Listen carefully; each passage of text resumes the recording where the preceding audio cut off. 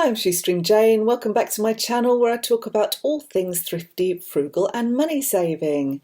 And recently what's been on my mind is the price of food and the escalating prices in the supermarkets, and also just food security generally. They're saying on the news alarmingly that there's going to be some kind of global food crisis. And it made me think that although the last few years we haven't bothered with a veggie patch, now is the time to start to grow some of our own food at least. And we've done it a lot in the past. I've been doing it actually for years, so I should be some kind of expert, but I'm really not, because I never did any research. I literally threw seeds in the ground, and sometimes they grew and sometimes they didn't. And sometimes it's been very successful, this kind of haphazard approach to growing food. Sometimes it's been a disaster. A lot of the time over recent years, we did manage to grow some things, but we didn't look after the vegetable plot well enough. We were working, we didn't have time to do all the weeding and the watering that was necessary.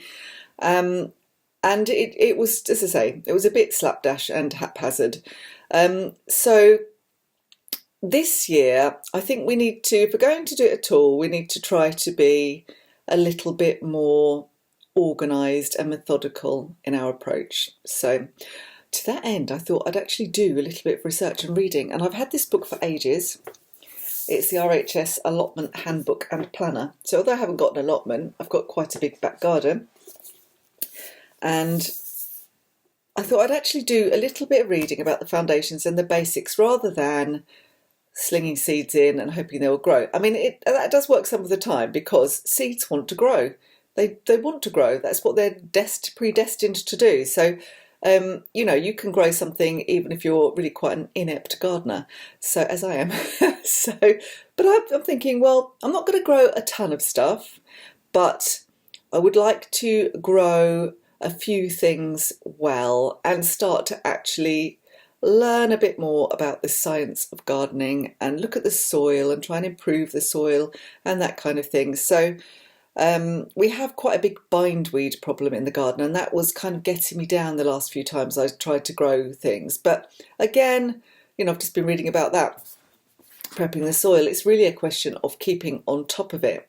I think if we had thought about this earlier the season's just starting, but if we'd thought about it perhaps at the end of last year's growing season, we could have completely covered the vegetable patch with black plastic or something, just completely covered it to smother all of the weeds, including the bindweed, and maybe even used a topical weed killer. And I'm very reluctant to use chemicals, but in the case of bindweed, it is literally the bane of my life in our garden. It is everywhere, it's absolutely rampant. And even in the flower beds, you grow something, you spend a long time growing it, you turn your back for like 10 minutes, it feels like, and the bindweed is starting to strangle all of your plants. It's just a question of keeping on top of the weeds, and I really want to try and do that. So constant hoeing, weeding, mulching, and just trying to keep on top of it. So that's the aim. I'm not growing a lot, so what I've decided to grow is 2 lots of tomatoes. I've got Moneymaker and Gardener's Delight, I think, that we chose in the end, and they were very cheap seeds from Wilko. I don't know if it makes a lot of difference whether you buy those kind of seeds or go to the garden centre and spend a lot more. Possibly. I mean, let me know in the comments what you think. Maybe you just get more if you buy the garden centre ones. So I got those. I got some runner beans. I got some courgettes. And then I went to the garden centre with my dad because he wanted some bits and pieces, and picked up some swede seeds, some, beetroot, some alfalfa sprouts, and something else, I can't remember. I know I still want to go and get a couple more packs of seeds. I would like to try and grow some peppers this year. I've never been successful with those. I think I've always started them off too late. And maybe some cucumbers. We've been really successful with cucumbers in the past, so we may as well use the greenhouse. We have a greenhouse. We got it a few years ago. We got it actually on Facebook Marketplace. We paid £80, and it's a really good old glass greenhouse and it's fared really well over the years. The door did fall off in the recent storms and storm Eunice, but it's not actually damaged. I don't think it is. Justin's going to see if he can get it slid back on and repair it. So for the moment it's just kind of standing up against the greenhouse, which isn't ideal. And I've got lots of prep that I need to do. So I'll show you what I've done anyway this week, and then you can see what still is to come. Here we go. This is the story so far of me growing my own food. So I'm just going to sow the tomatoes, the courgettes and the runner beans for now. I haven't bought some other seeds yet. I need to go and get some more compost and some more seeds from the garden centre. I might do that in a minute. So just going to sow these first.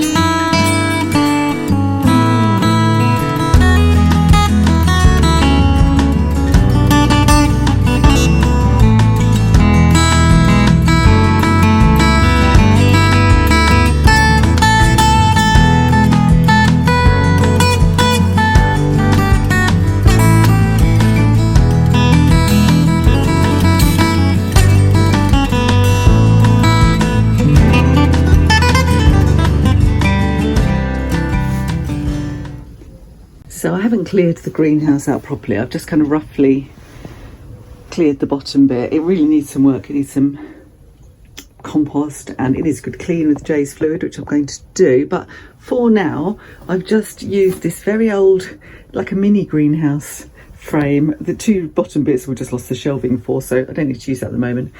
For just to start off the runner beans and the courgettes for now. I'm going to start the tomatoes on the windowsill in the kitchen, I think, because they might need a little bit extra warmth. But yeah, I'll start these off in here, and then when I have time in the week I'll come out and give this a proper clean, and we will dig this over properly as well. I think we're actually going to use pots for the tomatoes this year. We're going to try those. We bought some from Wilko. I'll show you those in a minute. I just really need sorting out, and of course the greenhouse door needs to go on properly, and these pots, well, I just need to find somewhere to store these and store them better, and throw the ones away that we're not going to use, because we've got a lot of pots, not just here, all around the garden. So it really needs sorting. Our next door's bramble bush is also making a comeback. They did try to cut it all down, but it's not really worked. So we need to kind of cut that and clear that as well, because it's blocking the light. Although that can be useful in the summer when it gets really, really warm. So yes, just a starting point. And I'm going to go in now and do some cooking. So I don't want to spend too much time out here today. That was just a start. These are the pots that we've got from Wilko that are supposed to be self-watering, so it might be handy. But I've only bought 5 just to kind of give them a go. So £6.50 each in this size. If they're brilliant, we'll invest in a few more and see. I'm back indoors now, and look at my filthy fingernails. That's disgusting. I'm going to sort them out in a minute. But first of all, I need to make some plant labels, and I am sacrificing the lid of a margarine container, and probably the margarine container as well, to use as plant labels with a Sharpie with indelible ink. Does the trick. So there we have, in my office, I've got my Gardener's Delight. There's a big pile of junk that I've just pulled out for Justin to take down the tip in a minute. It's just junk that's sitting around our enormous garden. And then I'll go down the greenhouse and label up the runner beans and courgettes in a minute as well. So today I'm going to grow a different sort of seed. These sprouting seeds, alfalfa, are the ones I've chosen, although I'm understanding from different people making comments below and on my Facebook group and on my blog that you can pretty much sprout any seed, especially if you get the organic ones, but not necessarily only the organic ones.